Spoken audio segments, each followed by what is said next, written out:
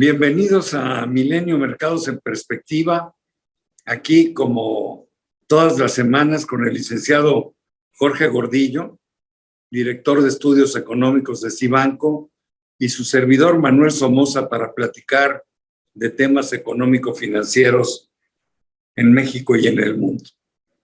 Empezaría platicándoles que tuvimos un magnífico mes para los mercados bursátiles en términos generales. Sin embargo, con resultados que llaman mucho la atención, pero juzgue usted mismo. Por ejemplo, en Japón, el índice principal, que es el Nikkei, creció en el mes el 3.5%. Sin embargo, el índice de Shanghai Composite, que es uno de los principales índices de las bolsas en China, disminuyó su rendimiento en 4.24%. El Eurostock 600 en la zona europea creció el 5.13%. El índice Dow Jones creció el 9% en el mes.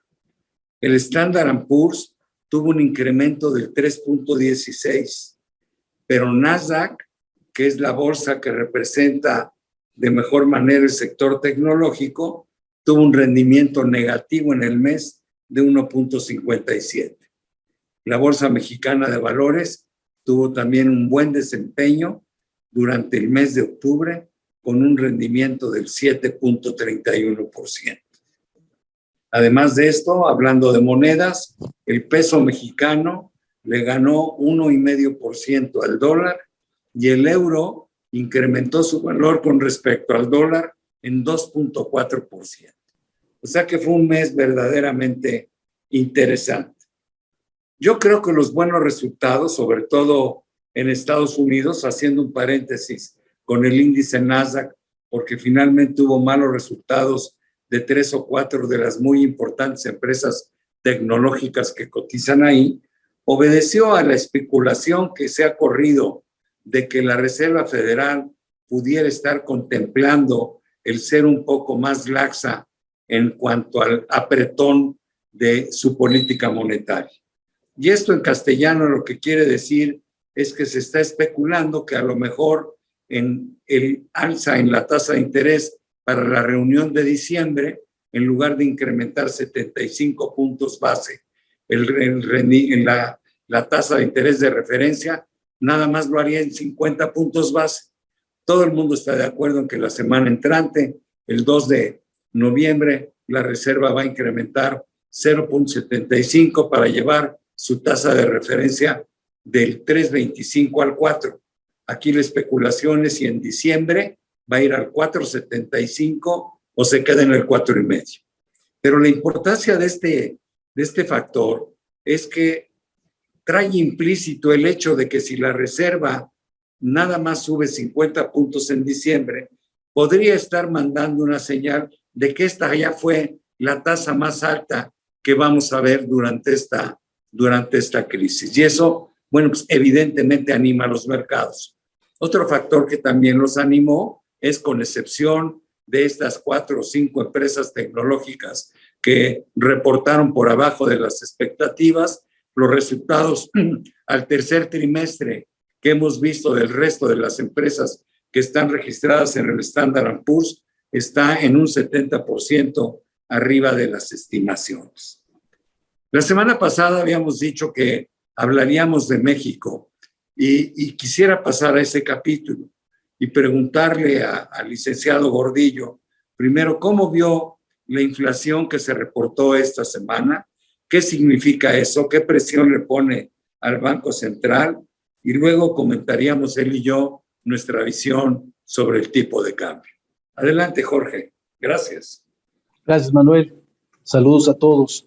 Efectivamente, tuvimos reporte de primera quincena de octubre para la inflación en México y en términos generales se moderó en su variación anual, pero tenemos la preocupación otra vez que la inflación subyacente, la inflación que quita los bienes más volátiles, los bienes externos, como son los energéticos y los agropecuarios, esta sigue subiendo en términos anuales, no para, sigue subiendo en los rubros que más nos preocupan, o que más han golpeado a la inflación en los últimos meses, como son los alimentos preparados, los alimentos normales, los servicios, los transportes, muchos de los sectores que venían retrasados en su recuperación, que no son reflejo de lo que está pasando en el mundo, un reacomodo post-COVID en el perfil del consumidor, en la forma en cómo está consumiendo, porque se restringió 2 años y hoy está generando una sobredemanda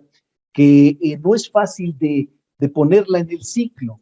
Y entonces en la inflación claramente se ven reflejados, entonces no se ve reflejada el esfuerzo que está haciendo el Banco Central por tratar de consumir, de restringir el consumo como quisieran, y esto genera un poco de preocupación porque si la inflación se está separando y no está bajando de la misma velocidad o con la misma percepción que se está haciendo en Estados Unidos, en algún momento ya se empieza a especular si Banxico tendrá la necesidad de separarse en decisiones como lo está haciendo la Reserva Federal.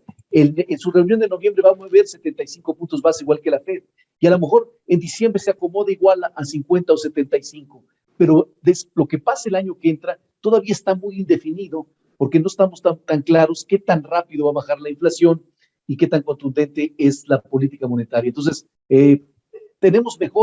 estamos un poco más optimistas como lo está el mercado, como lo está reflejando los precios de las acciones, pero sabemos perfectamente que todavía estamos muy necesitados o muy sensibles a los datos que vengan en los siguientes meses. Yo estoy totalmente de acuerdo contigo. Me gustaría pasar al tema del tipo de cambio que ofrecimos tratarlo la semana pasada. Yo quisiera poner algunos datos sobre la mesa. Primero, en México la inflación está sobre niveles del 8,5% y la tasa de interés está en 9,25, y a partir del 15 de noviembre o 16 de noviembre la vamos a tener en 10%. Es decir, ya tendremos una tasa real más lo que se acumule hacia adelante, porque la tasa se va a quedar sobre estos niveles bastantes meses en el 23, pero todos tenemos la esperanza de que la inflación vaya hacia abajo.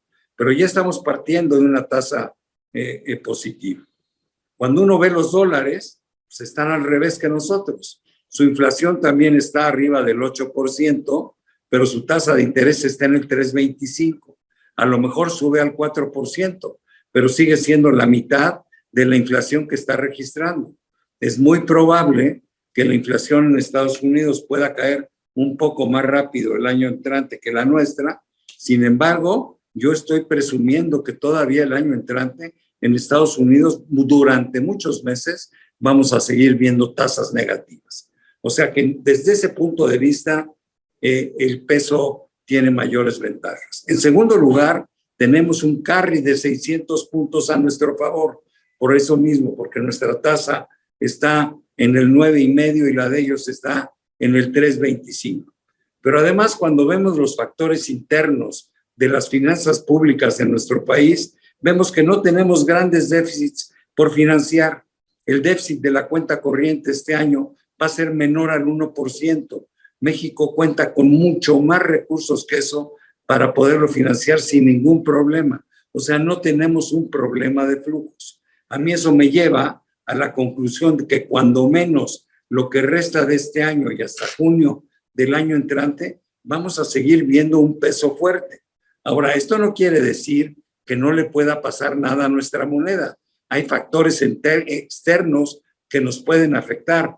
¿Cuál sería el peor? Bueno, que la tasa de interés en Estados Unidos pegara un brinco y en lugar de quedarse en el 4,5 se fuera al 7, pues entonces sí nos pondrían a nosotros a bailar el jarabe tapatío, ¿no? Evidentemente yo no estoy previendo esa circunstancia.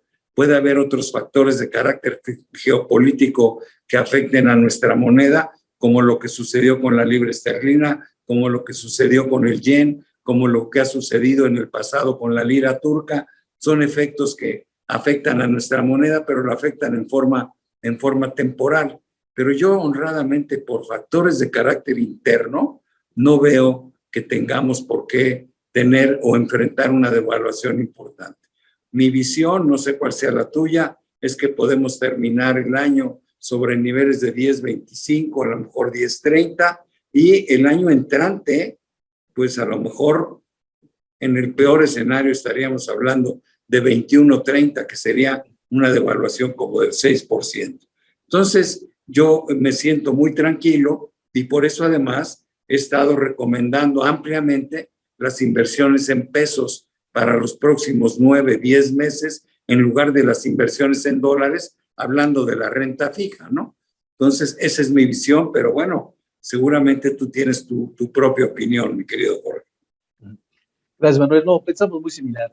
En términos relativos están las condiciones a favor del peso de manera normal. Este es un ciclo diferente al que hemos vivido en el pasado. Normalmente cuando hay un ciclo restrictivo, cuando aumentan tasas de interés en Estados Unidos, normalmente le juega en contra a las monedas emergentes como la nuestra. Normalmente hemos visto depreciación y a eso vimos un poco la crítica de algunos analistas la semana pasada diciendo, si no ha pasado, pasará. Y bueno, el problema es que no necesariamente se han jugado todo en contra, como lo hemos visto en el pasado. Hay fenómenos anormales que le han jugado a favor al peso. Y uno de estos es que normalmente el aumento de tasa de interés buscaba que no subiera la inflación.